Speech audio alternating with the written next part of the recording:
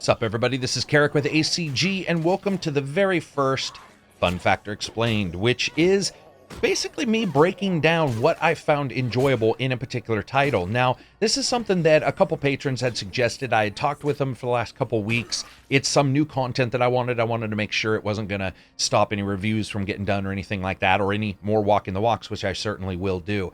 What these are videos that are here to explain in more detail different elements of a game. You know, I think we've all had that game where we either like it or dislike it for something that is a little bit intangible, or if not, is something that we notice above others. I have friends who have particularly talented ears and they can hear music better than other people, and they can sort of understand how the music fits in a game, and they feel that beat and rhythm of the music better in particular areas than maybe even perhaps myself.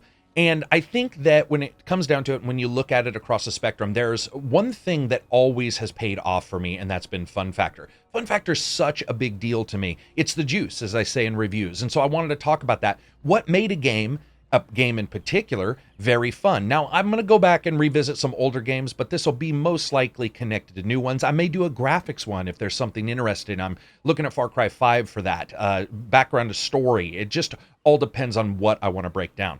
But today, we're going to break down the fun factor of State of Decay 2, and why did I like it so much? When it comes to State of Decay 2, there's various different reasons in which I could explain the reasons why I liked it as a whole, but I want to describe to you more about my experience and how that built. When I first started playing the game, when I first started playing the original game, it was really all about that risk versus reward. This isn't something new for particular titles. There's a lot of jankiness in State of Decay 1, an incredible amount really, and a frame rate that was just absolutely terrible.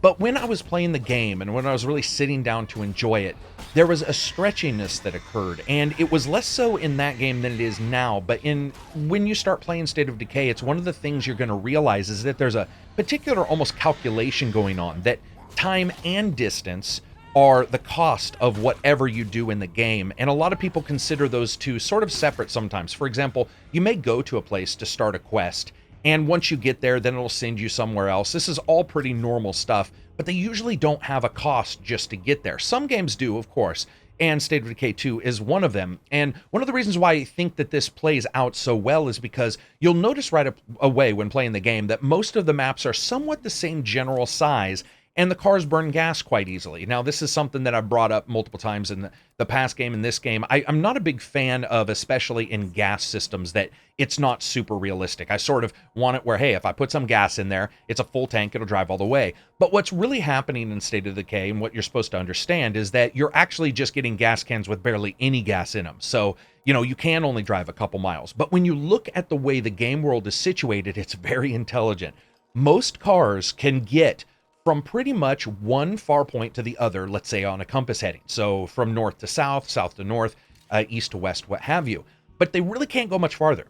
And what this does is, especially as the game progresses and the curve of distance is added, when you have to travel farther and farther to get anything, and then that cost goes up, it doubles the cost, really. You can't get to a farther off place to grab some supplies and then get back home, because you need gas to do so. And guess what? Gas is a fucking supply. That's one of the things that works so well here, and one of the ways in which the game sort of continues to loop back into itself. Everything pays off. The skills adjust those costs. The actual distances, as I said, adjust the costs. And no matter what you want to do, if you want to travel a particular distance, there's always a time penalty that is accrued in some way, even if it's you not fulfilling some kind of quest for a relationship or something, that with a group, or going and, you know, making sure that the people in your main base are taken care of. So when I was first playing this game, one of the first things I did was I sort of decided how I was going to go about, you know, understanding where the skills were with my characters and where I could travel. And I've always been a big fan of traveling as far as I possibly can. And then usually what ends up happening is I get stuck. Well, I knew with State of Decay 2 that wasn't going to work out because I'd played the original game. So I really did just branch out into the few places near me that I knew would be effective salvage points. But what occurred, and it occurred quite quickly, was the fact that those end up running out depending on which base you're in the game. So you can end up starting in a base where it may be super remote, but it takes a lot of gas to get anywhere, or a place that's right in the middle of the city, but then guess what? It takes a lot of ammunition because you're constantly fighting off the zombies. Interestingly enough, this is actually another place in which the gameplay overlaps because you can move your bases. Now, moving the bases is not cheap. It's also not easy. If you do so, you do end up losing some stuff. And of course, all of those relationships, if they're with people that aren't on the next map, don't come with you. So you might end up finding a place where the base is remote. It takes a lot of gas to get somewhere, but hey, maybe there's a bunch of gas in the different places that you're nearby and you can sort of stock up on that. But then that gas can also be used as a resource to sell to people to get influence, and you might need influence. So you may end up running out before you actually wanted to. There's just various little ways in which that overlaps. And I love that tit for tat. That's what I talk about in the review, the teeter-totter of game design, where it always feels like something has a good positive, but it could or does have a negative. And you don't always have a negative, and you don't always particularly have a positive that is noticeable right away. I talked about that also in the review, where 2 hours after I do something, I'd be like, damn.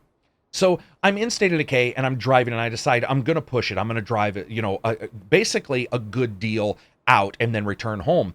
And what I had noticed as I was driving was, oh crap, I'm more than 51% of burned gasoline, and I'm more than 50% of my way home. So there was no chance of getting home. So you have that moment, that amazing time when you are sort of choosing, do I push further or do I return home? And why this matters so much in State of Decay and why it's a fun factor for me is because the relationships are actually resources in the game. So I knew that by traveling home, there would be a chance that if something came up at my base, whether it be a zombie attack or whether it be two people getting in a fight, I would be there. I would be close by to do it. But I also knew that if I went close by, the chances of me finding more supplies to continue traveling outward were less. And I had to decide that. And that choice, and how it continues to be a choice, is so dramatically done in State of Decay 2, especially as you continue to play the game, and that curve, once again, of the distance continues to grow, and you really have to decide what you want to do. And then they give you these little side things like, oh yeah, man, if you want to burn some of your food, you can turn it into biodiesel. Okay, so you look at that and you're all, yeah, I can do that because maybe food isn't such a big deal because I have a small group. But guess what? Food wasn't such a big deal because you had a small group, so you ended up selling it all to somebody else. And because you were somewhere else and they needed help, you couldn't help them, so they left with your food stuff, so you can't even trade back for it. That's the thing that I like so much about it, is everything felt like a risk. You know, I think The Walking Dead, shows that people liked, especially in their first couple seasons, people liked that risk versus reward that was going on in those shows. It's not only the escapism of doing something and seeing this otherworldly thing, but it's also experiencing it and trying to figure out how you yourself would use the skills that you have.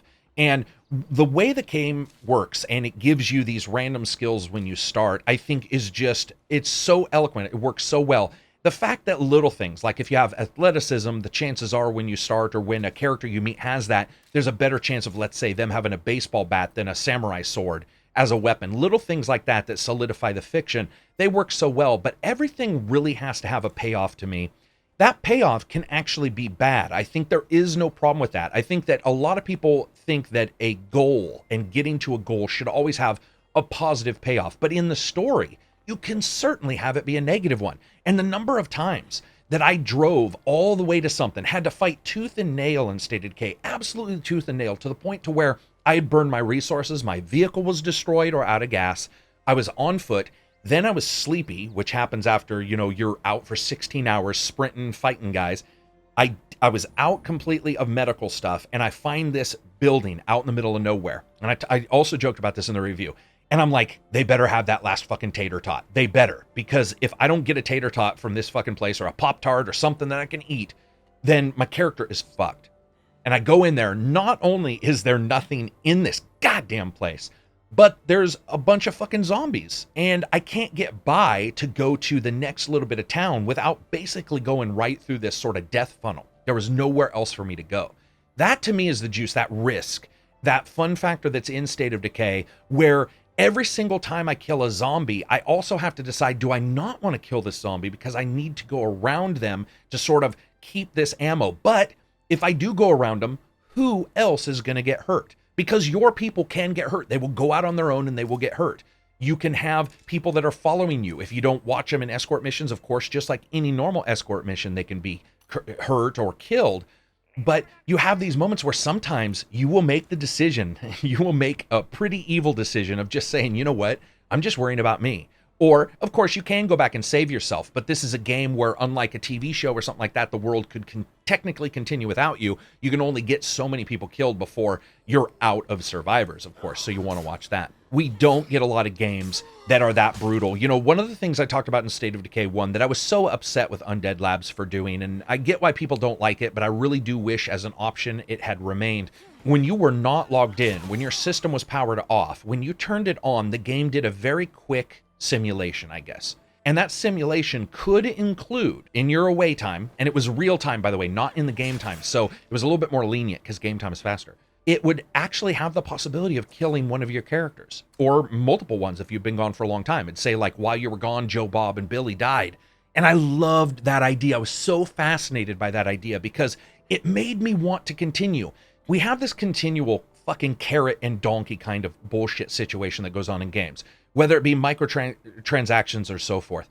But I'm never invested in those, if that makes sense. I'm not invested, other than cash-wise, in getting a skin for a gun or something like that. It just doesn't invest me. But what does invest me, and what would cause me, for example, other than a positive return, like, oh, thanks for signing in, here's your sign-in bonus, the idea of returning to a game and the payback for continually returning is continual actual control of the game world, more control of the game world, a safer game world. I love that idea. I absolutely adore it. And unfortunately, it doesn't exist either in State of Decay 2. I think that really did pull down my fun factor for State of Decay when they patched it out and didn't even leave it as an option, which is odd. But yeah, State of Decay 2, there's so many different elements I absolutely adore, and so many different bits of world building. You know, it's not as good. I'm not going to lie. It's no GTA, right? It's no Red Dead. But there are times when you are traveling around where you'll come upon a body, and you'll see a bunch of survivors or a bunch of zombies around this body. They're all on fire. And you just see this body sitting there with like a gun or something like that. And you look at it and you're all, what happened here? You know, what story does this tell? You break into a survivor's home. You know, there's some graffiti on the wall and so forth. And that occasionally happens. But also there are other times where you go to locations and there's like one guy there by himself, a live person, not a zombie. They're surrounded by zombies and they're inside of a house. And at first I was like, oh, that's just a spawning issue, right? But then it dawned on me, I'm like, no, wait a minute. This is actually their house because maybe they're a part of a group. What are they doing? Why are they letting all these zombies just sort of cruise around their home? And then I realized that by looking at the home, you can actually tell it's set up in a way to cordon off zombies from getting in because there are some, of course, walls that they can't climb over. And the idea of having all those zombies around, they're not able to get in. But I decided, you know what? I'm just going to jump in my car. I'm going to jump in a scrapper car if I can find one. And I'm going to do nothing but circle this friggin' house and smash the shit out of people. And I just absolutely ballooned in influence. It's like you return as Billy Badass because you just killed 500 dudes and you have like somebody's head as your hood ornament. Those are the kind of things I absolutely love. Little different game elements combined together to make you go, oh, wow, I can do this. But there's also elements of physical enjoyment I get from the game when it comes to the way the characters move or the things that can happen. One of the things I talked about in the original game that absolutely thankfully returns here is the ability, of course, to leap through windows. But the best part is you can leap through as the zombie's coming in. So there'll be times where you're like, fuck it, and you leap out of a building's window as the enemy's crawling in, and you leap up, and they're just sort of turning around dumbfounded, and you're like, see ya, bitches? And that was so fun to me. There were so many different moments where those kind of things happen.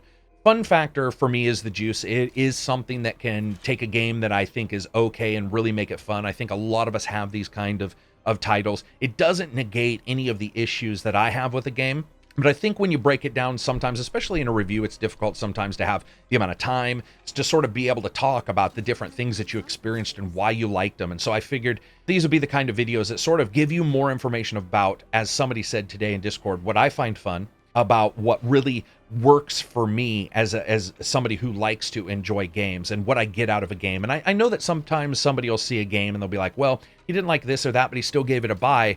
And looking at the Funfactor, it sounds like he liked these things. I guess that sort of makes sense. That's what these videos are for. And the same thing will be about graphics, but they'll be a little bit more technical based and a little less about why to get a game versus maybe something I find interesting, like Far Cry 5 and its use of FP16 math instead of FP32, which is just fascinating when you look into it. So anyway, that's it for me. I hope you guys like these kind of videos. I will continue to do them. I want to thank the patrons for coming up, or at least not coming up with the idea, but definitely backing me up on it and sort of discussing it for the last couple of weeks, just bouncing it off a couple different ones who have heard me talk about it and sort of see what they wanted from the channel, what you guys as normal subscribers, anybody out there wants. And I hope to continue these. So anyway, that's it for me. If you get a chance, give it a thumbs up if you like it, thumbs down if you don't. Follow me, Twitter, Reddit. As always, you can check out Patreon and become a patron on Patreon's website, where you can support the channel, which continues to give me the juice. Peace out and enjoy the rest of your week.